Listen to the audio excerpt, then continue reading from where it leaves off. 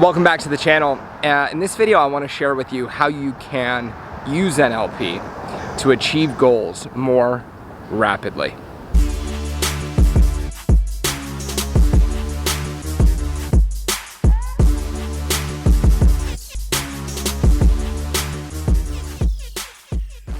So there are a number of ways that NLP can help you to achieve your goals more quickly. And I think we can look at it in two different ways. So the first way is really remedial.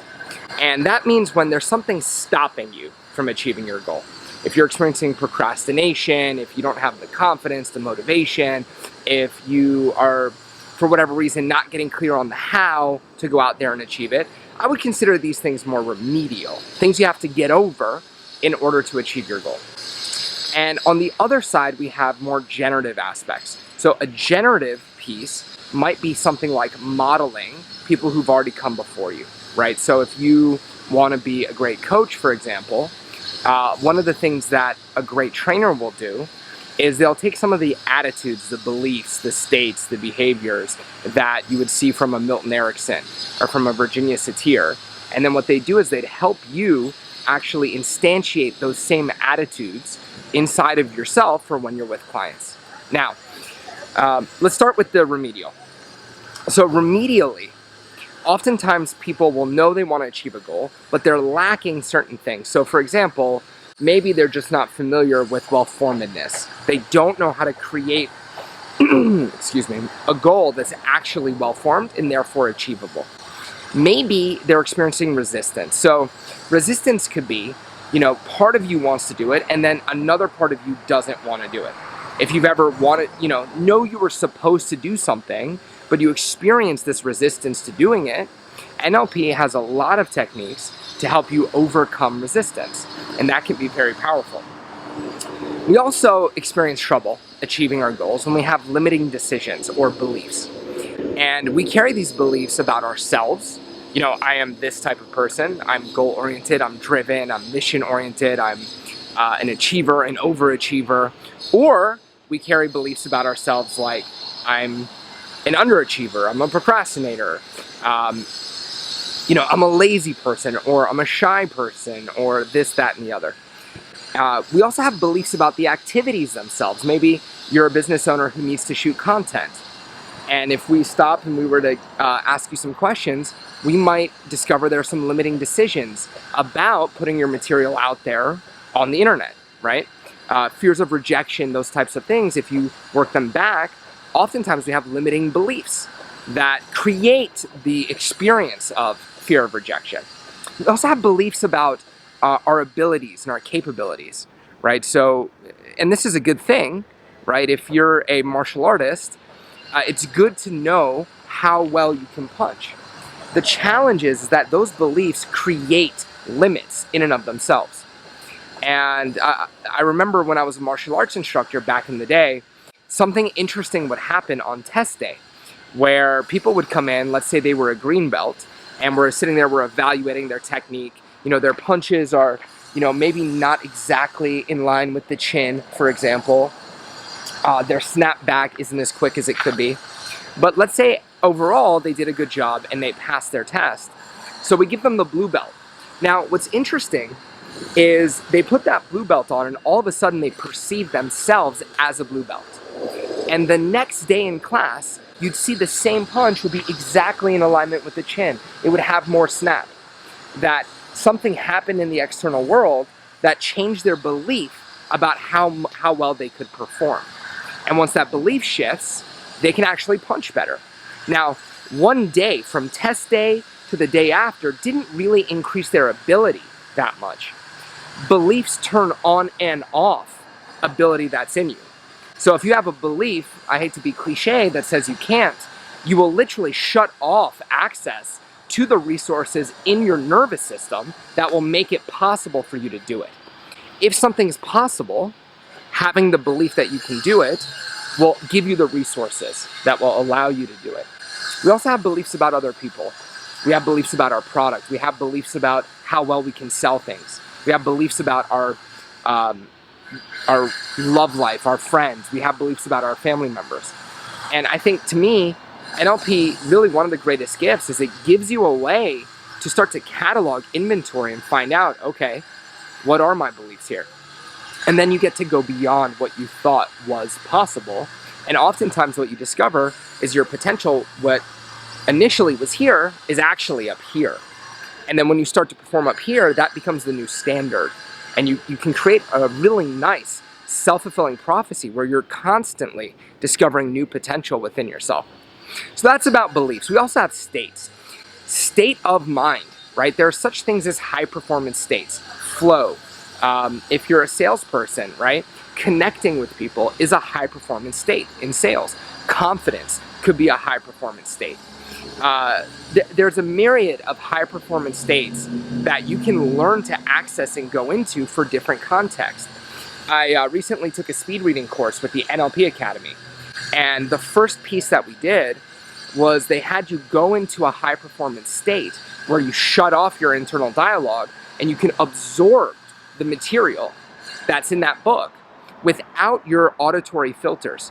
And with that and some other techniques, I was able to cut my reading time down on, let's say, a book around 200 pages, 200, 250 pages, to about an hour while taking notes. It's really profound what high performance states can do for you. I'll give you another example. In Paul McKenna's book, I Can Make You Smarter, there's a exercise at the beginning of each chapter where he has you elicit a state of fascination. And you go into the state and see yourself reading the book in this state of fascination. And I remember, because in the past, like growing up in school or in college, you could not get me to sit still to read a book in a million years. But I remember doing the exercise where I would elicit that state and then being glued to the book for the entire chapter, getting to the next exercise, re-eliciting the state of fascination, and I cruise through that book. And then I look up and the flight is barely even started. State, state, state. It's one of the key principles of NLP. So if you're working to achieve a goal, for example, today I had been feeling reluctance to shooting my content. So I elicited a state of motivation. And for those of you who know NHR and spinning feelings, I took a couple minutes to spin the sensations of motivation throughout my body as I thought about shooting content. And it's been very easy, just one thing after another, just in the zone, shooting the content, bam, bam, bam, right? State, state, state. And that's one of the great things about learning NLP is that it gives you state choice. The more you get good at going into different states. NLP master practice, for example, or trainers, the good ones, you'll see incredible state choice. They have the ability to, if you say get motivated, they can get motivated. If you say get playful, they can get really playful. And everyone has this ability, we just don't use it. So let's talk about the generative side of things, right? Let's say you're already pretty good at achieving. How can we become even more generative? And a lot of that does tie into the high performance states, but I'll take it even further. NLP started as a modeling tech, as I'm sure a lot of you know, that John and Richard started looking at the most effective therapists of their time. Most effective. There are a lot of therapists, even today, who you can go see them for years and years and years and not get better, and in fact, a lot of times get worse. In the I think it was the 70s when they started modeling, there was a handful of individuals, geniuses, if you will, who could get results with people that nobody else could, right? So we have Milton Erickson, where we get the Ericksonian language model. We have Virginia Satir and Fritz Perls. And out of studying their work, they came up with the meta model. And what they learned to do is model these people in two ways. So the first way is they would put themselves into trances, uptime trances, where in the same way where I was reading that book with no internal dialogue, in a modeling trance, what you're doing is you become quite childlike. You let your filters, your beliefs about the world drop down, and you go into a state of total receptivity.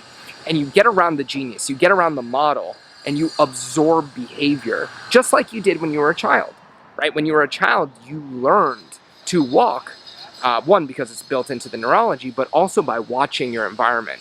You learned what was acceptable socially by watching your environment and absorbing the beliefs, the attitudes, etc. of the people around you. Sometimes that was good, and sometimes it wasn't, right? So they took this ability to model in a deep, absorptive state and put themselves around Erickson in Virginia. And then they would go out and replicate the behavior. That was one piece of modeling. You'll also see this in techniques like the new behavior generator or the DTI, where through the magic of mirror neurons and rapport, if we go into the right state and we put ourselves around people, we can actually absorb their attitudes, behaviors, and skills by watching, right? You know this, right? When I was a martial artist again, I would spend time watching the expert instructor, and at the time I had NLP, so I would create a rich representation of how he would deliver a kick, and then I would see myself doing it precisely the same way until I could replicate it the way he could. But this is a great thing to do for things that are a little bit more ineffable. And so, for example, leadership, charisma, when people have that certain quality about them, you can put yourself in an altered state. You can do a DTI or a deep trance identification where you become the model unconsciously, absorb their skills, and discard the rest. The second type of modeling that we do is more linguistic, where we use tools like the meta model to find out what is this person's beliefs and their criteria.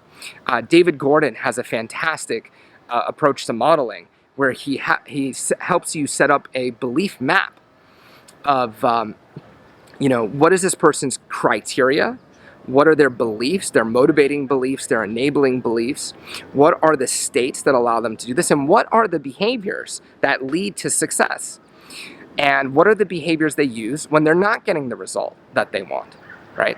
So out of these things, you'll see many of the most incredible, or famous rather, NLP techniques that we know and love. Things like the Disney pattern was modeled from Walt Disney. How he was able to be incredibly creative. So for content creators, for marketers, this is a great piece of modeling to install within yourself so that you can create wonderful content that is going to land for your subscribers, right? It's also very useful for long-term strategic planning in business. So modeling allows us to look at business experts, find out how they do what they do, and then install those beliefs and attitudes inside of ourselves. Another good example, I think I mentioned it in the last video, is the reality distortion field that Steve Jobs did. Sean Carson did a DTI on Steve Jobs and wrote that book as a way to create that reality distortion field, which is when you have a belief in something. So this is for those of you who really want to make an impact. You have a vision, something that you want to transform the world with. You create the belief and build belief in it so strongly. And then when you are in a meeting or you have to persuade somebody, that belief translates to the other person.